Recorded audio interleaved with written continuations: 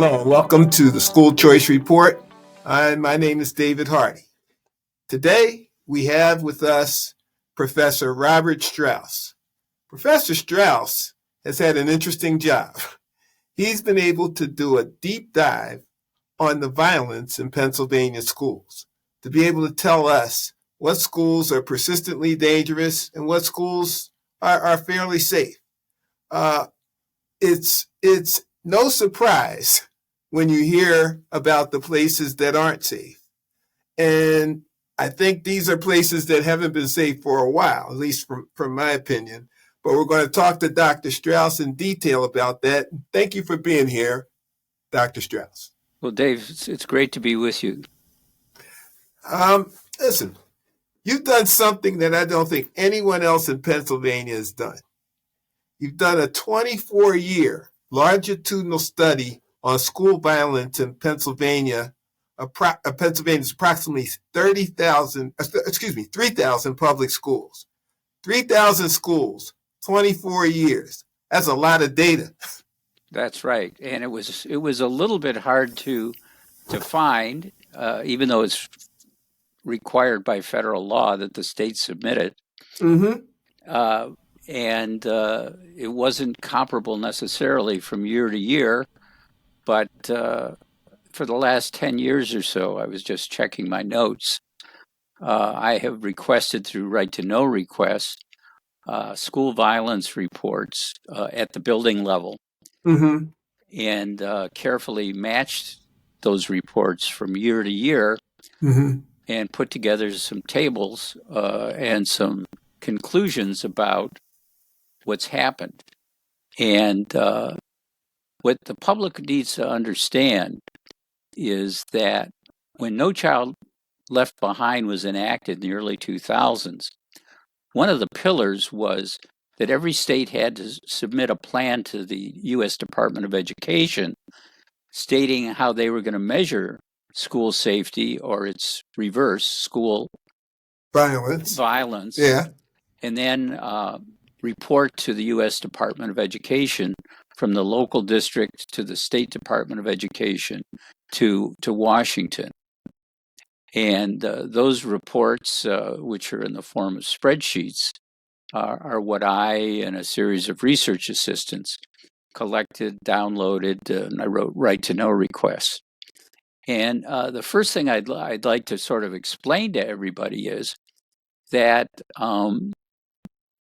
under No Child Left Behind, if a child is in a building that is persistently dangerous, and I'll describe what that means in a minute, then the parent is enabled to move that child to another building in the same district if it's safe. Right. And so what every state has done, and I have tabulated each of the state plans some years ago, is they come up with kind of a rule.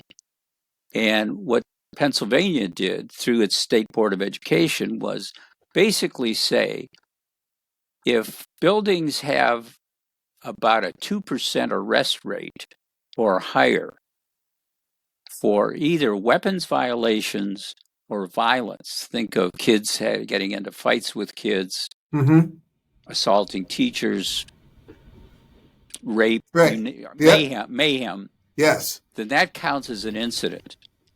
Okay. But for Pennsylvania purposes, an actual arrest has to trigger at 2% that the building is dangerous. Oh, they have to get arrested to make it dangerous. And as you know, it's a high standard. It's a high standard. Not every state is said arrested because that's a discretionary act. And there are all sorts of issues about who gets arrested, who doesn't. Are these kids of color? Are these boys? Are they girls? And there's also a question of whether the arrests are being reported completely. And as we'll see in our discussion of some of the data I've seen, Philadelphia has been quite variable. Some years it had arrest rates of 2 or 3%, and the last few years none. But the incidents, the violence or the guns, the weapons, the knives, those are, I think, honorably reported and suggest that for a considerable number of the kids in the state, not so many districts and not so many buildings, right? Sending your kid to one of those schools can be very dicey for the kid and for the parent or parents. And that's as I've looked at the data, a real concern. Well, let's back. I read something about they had memorandums of understanding with the police. Okay, so that's another thing. Let me explain how that works. Okay. Under Pennsylvania law passed in 1995, which is a long time ago, every school district was required by the state to enter into a memorandum of understanding with municipal law enforcement where there was a school building. Now, in many parts of the state, school districts are geographically bigger than the municipalities that are inside them. Okay. So there's like 1,300 municipalities with police departments in the state and 500 school districts. If you think of the two largest districts, Philadelphia and Pittsburgh, their boundaries are the same for both school and municipal purposes. Okay. But what you find is, and this was a project I did with students and an attorney who wrote her PhD also at Pitt in the ed school, a lot of these memorandums of understandings are not very functional. And in Pittsburgh public schools, it wasn't until my students made a report on December 17th, 2022, that the two chiefs of police finally signed a memorandum of understanding the next day. Now, let me explain what that means in the wait, hold up. Let me just. Yeah. This law was made in 1995. Right. And you didn't get it didn't get signed in Pittsburgh till when? December 18th, 2022. Now, there might have been signed in earlier years, the early years, but I know for a fact for the last 15 years, the police chief of the city of Pittsburgh and the police chief for the school district didn't like each other, okay? And the mayor of the city of Pittsburgh didn't have a high regard for the school board, and so they didn't sign this memorandum of understanding. Now, let me explain to you why this memorandum of understanding is important in the context of what happened in Texas, which we all know about, Uvalde. Right. Oh, yes. In Texas, the memo of understanding is optional. It's not mandatory. Okay.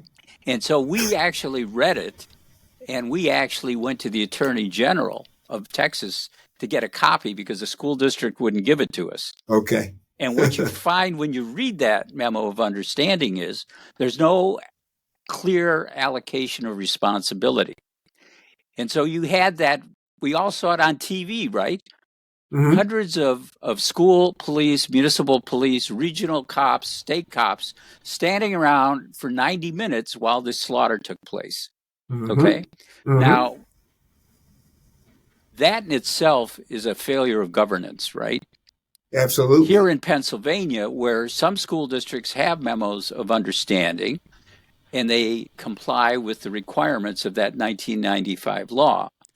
I haven't looked at Philadelphia, but I know because I read the Inquirer every day that kids are terrified in some parts of the city to walk to school and back. And as a legal matter, when they're on the city streets trying to get to a school building, that's the responsibility of the city police and the parents. Well, I see right here, your study found that 79.1% of Philly schools are persistently dangerous. Yeah, weighted by the enrollment. That's on average over the last 24 years. But it's worse in Pittsburgh. But I we'll get to Pittsburgh, but I just want to make sure that I bring this point up. Yeah. When Dr. Haidt, when they brought on Dr. Bill Haidt, every high school in Philadelphia was on the persistently dangerous list. When he left, none of them were. Well, you also see that there were no arrests in my data. Now, that's a volitional act, and I don't think he left as a happy camper. Mm-hmm. Well, I think, expand on that. Why didn't he leave? Why wasn't he happy? Well, I think if you're sitting as a superintendent of a big district, and there's a lot of violence in the schools, and you don't have the budget, and you don't have the school resource officers, and you don't have the support of the union. And don't forget, in Philadelphia, it's not only the teachers' union; it's also the administrators' union. Oh yeah, right? The principals have a union. That's right. I mean, believe me, I have done my diligence in Philadelphia years ago when I was doing some things for our state board of education in the department. So I think on any given day, that's a very stressful job. Okay. Yes. And don't forget, he came in from the outside. He came from PG. Right. And he brought up test scores. He narrowed the racial achievement gap. I mean, there's progress there in Philadelphia that we haven't seen in Pittsburgh. As I look at the numbers, but there's certainly a long way to go. But the violence in the buildings, if you look at the incidents, the weapons violations, the fights, and what have you, most of the buildings are above this, there's just a lot of stuff going on. And I don't believe, and I talk on occasion, and I certainly email the Philadelphia Inquirer education reporters, and they don't want to hear about what I see. No. They're Dave, complicit. Well, Dave, let me go a step farther. In effect, what I've done is I've done an audit of what the Inspector General and the U.S. Department of Justice thought they did when they looked at school violence years ago in Philadelphia. And I'm finding much higher levels by looking at the state reports myself. When you say the Inspector General, is that from the Pennsylvania Department of Education? No, that would be for the U.S. Department. U.S. Department of Education. Okay. Yeah, so there's a footnote in my paper. There's a couple of reports about 10 years ago, where the U.S. Department of Justice and Education tried to take a hard look at violence in the Philadelphia schools. And my numbers of the incident rates are just much higher than theirs. And I'm using the data that each of the districts has voluntarily presented to the state, and then which is supposed to go to the federal government. But let me get to Pittsburgh, because there's been this spike in Pittsburgh since the end of the pandemic, which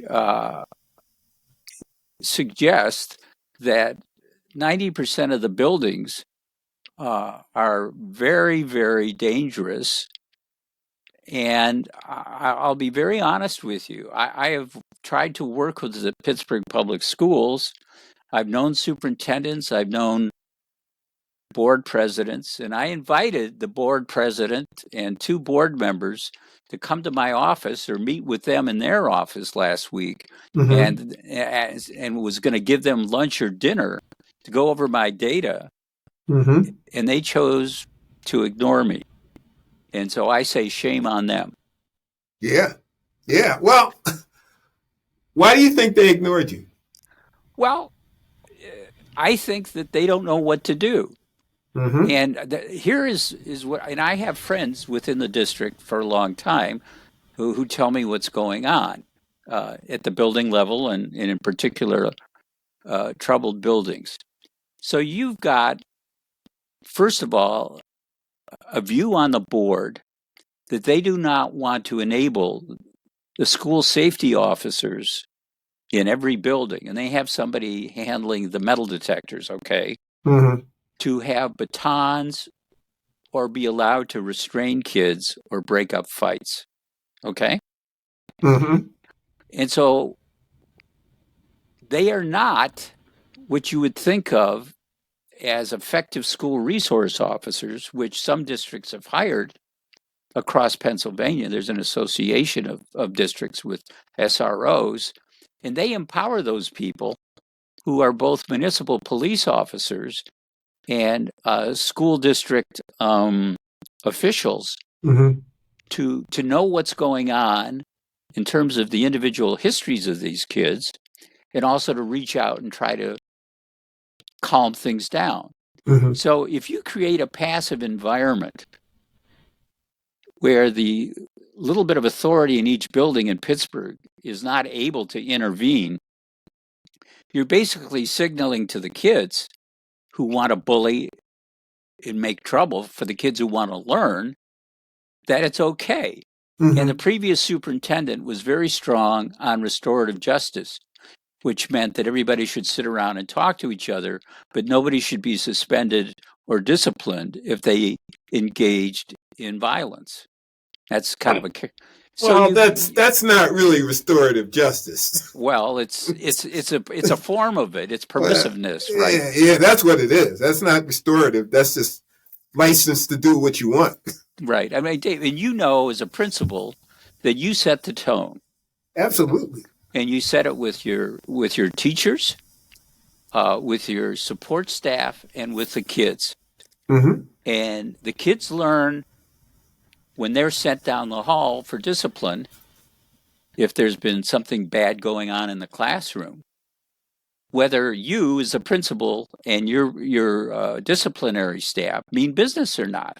And you reach out to the parents and you tell the parents, and the parents have to come in and they have to talk to their kids, and people have to own up to what's acceptable behavior.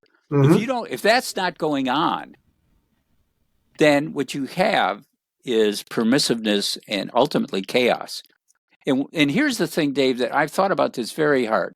I am a supporter of free and efficient education and fundamental state support for poor districts, okay? But there's something else that we have to grapple with as a society, and that is the right of any child to be allowed to learn without interference from another child. How about that? And that is as fundamental a right as public education is. And the school safety component of it fits right into that analysis, right? Because if a kid is threatened, it's not just the bullying, which is bad, the physical lack of safety. It's the fact that they're not being allowed to learn and progress. Right. And we as a society have to figure out ways to get civility back into the classroom, and for parents to take responsibility outside the classroom to make sure that their kids don't interfere with other kids' learning. Well, that leads to my next question. What are your thoughts on why this is happening in the schools? Why is this lack? Is this a lack of financial resources, or a lack of planning, or the other factors that you see contributing to the escalating violence in our public schools? In other words, will we throw money at this problem? Is that going to fix the problem, or is it something else? So I'm going to make a quip that I made years ago when the Pittsburgh Public Schools were negotiating their contract. And I knew personally the president of the local union and the state union, the AFT and the PFT, guy named John Tarka. And I said, well, if teachers get more money, the winners are going to be the new car salesman. I mean, the point is you've incentivized the status quo by giving people more money. Rather than saying, are the kids learning more? Are they progressing more? Are the teachers feeling better about what they're doing? All of the above. Okay.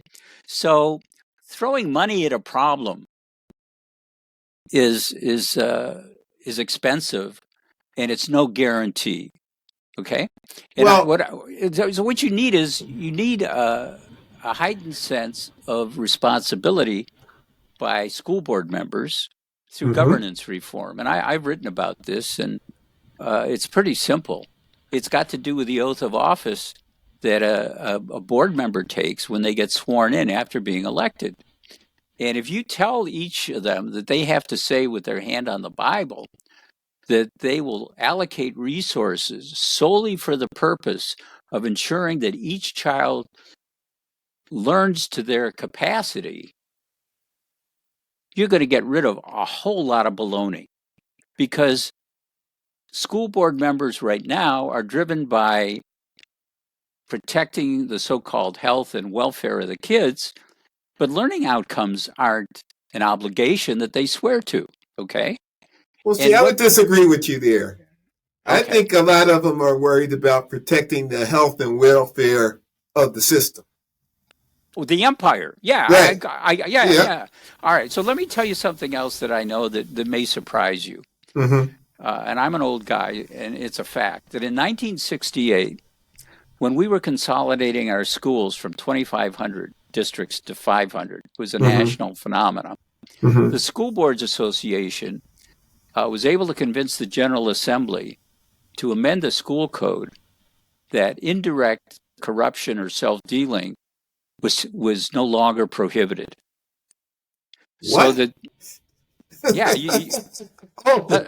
Okay, that's a license to steal, basically. That's correct.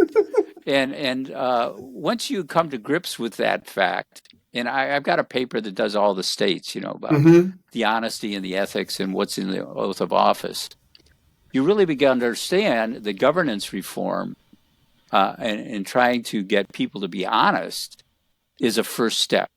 And if board members and also the senior administrators have to take an oath of office that creates liability if they engage in dishonesty, then let the legal profession can start to make some money on it, and the parents and the kids will be the beneficiaries. Well, I see. That's a radical idea, by the way. Yeah, it's a radical idea, but I think it will certainly get people's attention. Because what I see is this.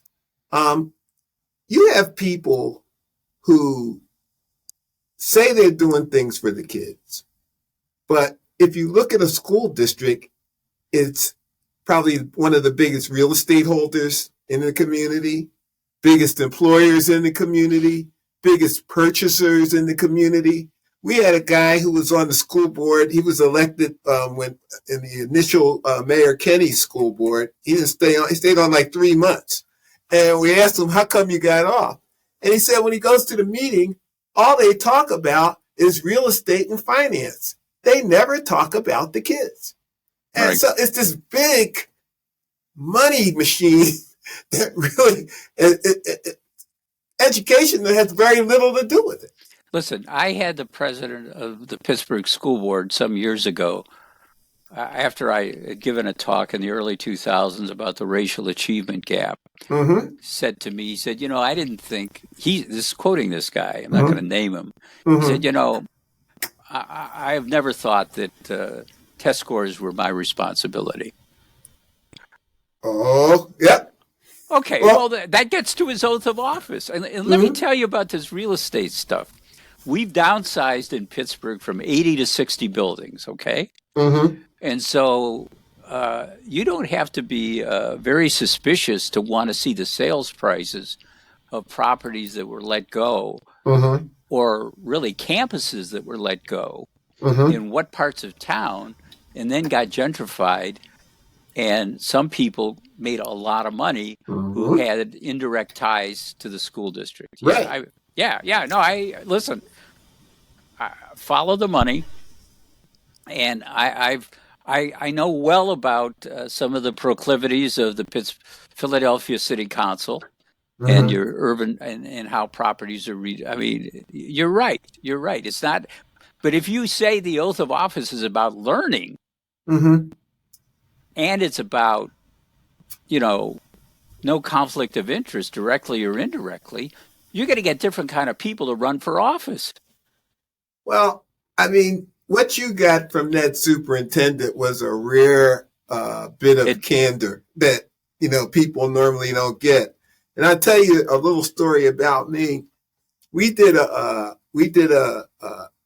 initiative to talk about Black children or Black students being able to be matriculated into college and also finish college. We thought Absolutely. that matriculation wasn't enough. We thought finishing should be the goal.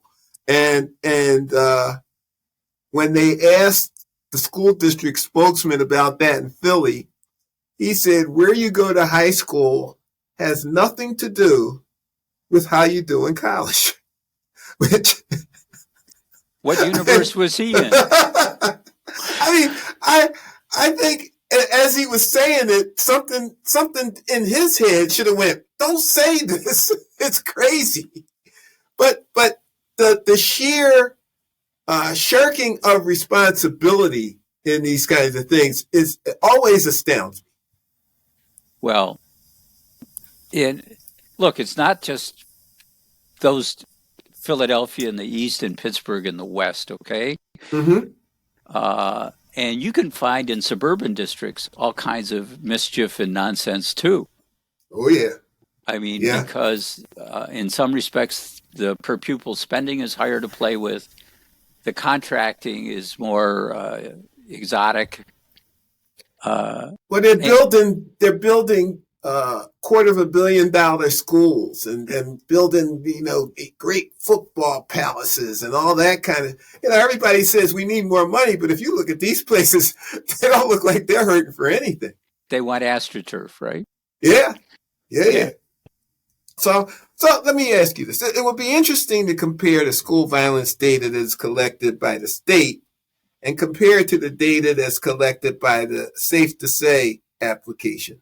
And that application is a violence prevention tool that allows users to submit anonymous tips to Pennsylvania Attorney General about schools. What do you think about that app? And do you feel that the violent incidents are being underreported in our schools? And why do you think it might be the case? Okay. So most of the school districts in the state maintain call reports. Mm-hmm. So if a parent hears something from their child about a building, they can call up the school police and say, what the hell's going on? Mm-hmm. Okay. And some years ago, I actually, at the instigation of a former student who worked for the Pittsburgh Public Schools, told me that the chief of police of the Pittsburgh Public Schools wanted me to get the data. So I went and got the call reports. Mm-hmm. And this is previous to, I think, this state attorney general's thing. Okay. And it was quite something. But the thing about call reports is that the districts collect is they get crank calls. The kids sometimes engage in false flag operations. There's going to be, that kind of stuff. I am not familiar with the availability of what our Attorney General has in terms of their information, and I would be happy to get it and compare it. Wait a minute. You don't get to see the Safe to Say it? I've never really sought it out. I mean, I'm learning something from this conversation. Okay, all right. But if it's available at the building level, in the building 4-digit codes are there, I can match them and take a look, and that'll be informative. Mm-hmm. But what's also interesting is what does the Attorney General do about this stuff? That's the big thing. That's the big thing. And there's another issue for rural parts of the state, which is what do the state police do? Mm-hmm. Because in many parts of Pennsylvania, there are no municipal police. And some of them are in communities near where I live in Westmoreland County, which are quite populous. Mm-hmm. So the districts rely on calling the barracks of the state police. But I haven't gotten to that in my research agenda. But all these questions, I think I'm the only guy in Pennsylvania who's been looking at the school violence reports. Well, wasn't there someone in Philadelphia assigned to Philadelphia to specifically monitor the violence? Do you remember that? Well, there was somebody in, I think, the Department of Justice's office or the IG of the U.S. Department of Education. They did it, and it's a footnote in my paper. But my numbers about the violence rates that I was seeing are much higher than theirs. Okay. And, I made phone calls. Listen, years ago, I called Washington, D.C., the U.S. Department of Education, which is supposed to get these annual reports for NCLB. Nobody picked up the phone. Literally. Yeah. I mean, it's one of these codes of silence operations. It's very troubling. Oh, they know how to shut down the conversation. That's right. One thing I had hope for the Safe to Say app, because I think self-reporting is not a bad way to find out stuff. And I had seen a thing, this was a few years ago. It was a presentation about this online app to rank restaurants.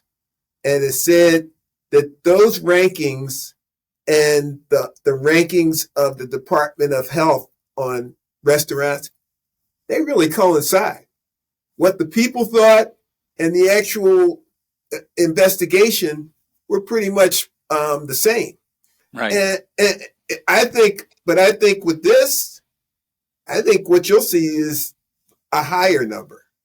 I wouldn't be surprised. I mean, especially for arrests, we both agree, I think, that the incentives are to not call in the municipal police. I think the incidence reports, because they're on state forms and there's an online system, are reasonably consistent. And there's about a 10-to-1 ratio of incidents to arrests. Okay. And what my data shows post-pandemic is a huge jump in incidents, higher than ever before. And this is related to, I think, the unhappiness of the kids who stayed home during the pandemic and the drop in learning outcomes. Yes. So forced socialization. Absolutely. I mean, they just turn off the screen, turn off the audio, the video, and do what you want. And yeah, that was a huge problem. But we've been talking about all this stuff, and one thing I want to say: what do you think it's going to take to fix these problems? Are the powers that be willing to do the hard work that it takes to fix the schools, or are they going to be satisfied with the status quo? I think that the Michigan decision holding the mom and probably the father of that shooter liable is the beginning of a national shift in attitudes towards accountability. Okay. And that's on the parents. And there's a corollary effect that's going to happen with respect to the system, the empire, if you will, because people are getting fed up. They are fed up, Dave. And they're people of all political persuasions in all walks of life. There's stuff being taught to little kids that doesn't belong in an academic curriculum. And the kids are getting distracted by a lot of stuff. And, if you look internationally, I have a lot of Chinese graduate students, we've got a world competition issue. Oh, yes. We've got to wake up to, because if we don't pull up and get to work, and it's a bunch of little things, but it's governance and it's parental responsibility, and then it's also the teachers and the principals being accountable, people are going to continue to walk away from public education of any sort. And I think the choice idea is a great one. But there are parts of the state in rural areas where it's a little more difficult. It's tough to do, right? But we have cyber charter in this state more than about any place else in the country as a solution to that. So I think there's a lot of ferment. But what hasn't happened yet is a political community in Harrisburg that takes it seriously. I mean, think of where Shapiro is, right? Right. Josh was a sort of a choice guy, and now he got cold feet. Well, choice with his own family for sure, and his life and his family's life. And a lot of them are like that. They do it for themselves and their children, but they don't want to open it up for basically the poor. Because my contention is the only people who don't have choice in Pennsylvania are poor people. Everybody else can, you can move or you can go to privacy. You got, you leave the state. You got all kinds of options. But the poor are stuck. And that's what's wrong with this place. Well, that's why the NCLB provision, which, I took a look at, I don't think that the parents are being told that if their kids are in buildings that are persistently dangerous, they have the right to move them. Well, the problem in a city like Philadelphia and a city like Pittsburgh is that the school district limits the options available for those people.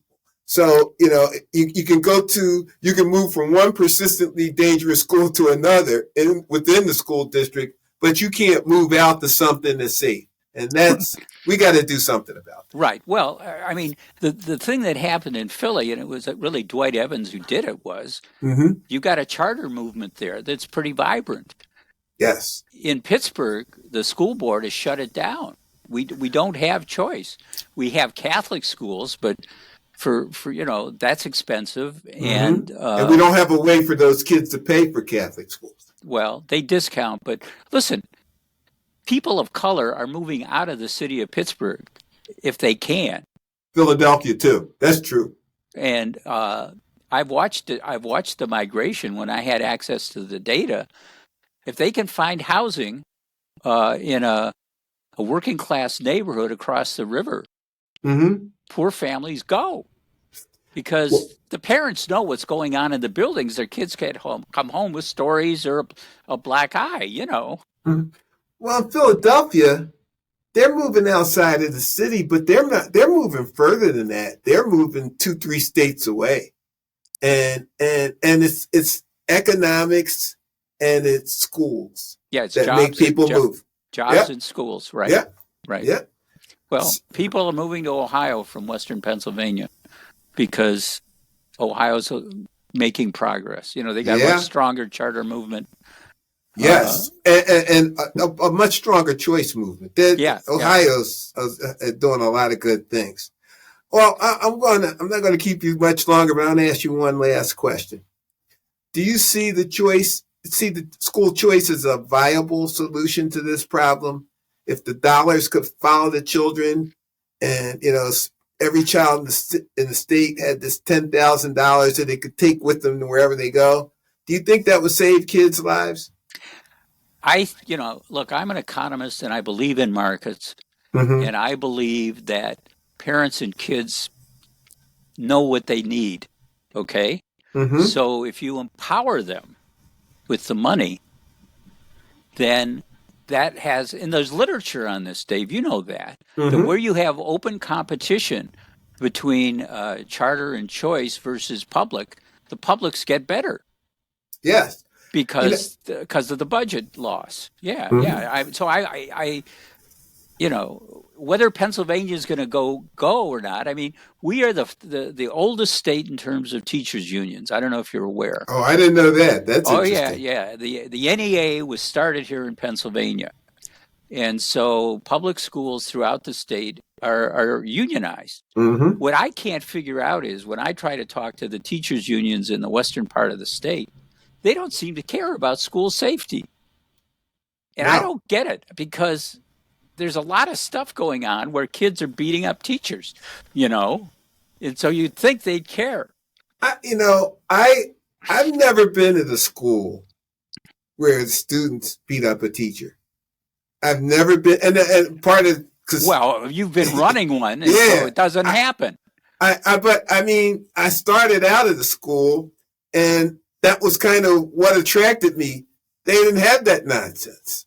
And I just couldn't imagine that happening when I went to school, that you beat up a teacher. Well, I'll tell you, there's the restraint on kids and their behavior has changed over a long period of time. I think it's a reflection on our religiosity. Two parents or single parent working and somebody not at home paying attention, be it a grandparent or whatever. And then, lots of things are cool, Well, there was a thing here in Philly where you knock out, they were going down the hall knocking out teachers, and in this one school not too far from me in West Philadelphia, they knocked out two vice principals. Both of them were like in their 60s. So these are like young boys going around knocking out 60-year or 65-year-old men. I mean, what? That kind of craziness. No, I can't even. And how could you study when you have stuff like that? How could you pay attention in class? That's right. That's right. It is so fundamental. If you don't have quiet, self-respect, control, respect for the teacher, and the kids' respect for learning, nothing good's going to happen. It's just. But I think that we're aware nationally, we're aware locally, and the question is, where are our elected officials going to be in enabling parents and creating choice and pressure on the public empire to become more accountable? Okay, I'm going to be using that term, the public empire. I like that. Well, you know, it's accurate. What else is it? Yeah, it's accurate. Professor Strauss, I want to thank you for joining me today. This has been very, very informative, and please don't be surprised if I ask you back. Well, Dave, I've enjoyed chatting with you. It's been fun, useful. Thank you. This is Dave Hardy, and this has been the School Choice Report. See you next time.